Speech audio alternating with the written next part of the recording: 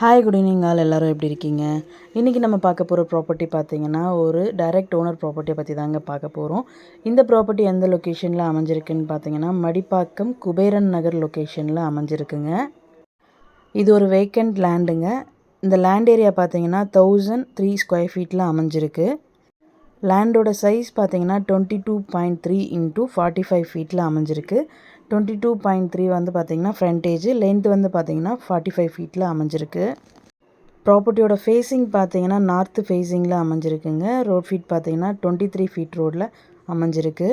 Approved ப்ராப்பர்ட்டியோட price பார்த்தீங்கன்னா 77 லேக்ஸ் சொல்கிறாங்க. Price negotiable இருக்குது. டைரெக்டாக ஓனர் மீட்டிங்கில் பேசிக்கலாம்.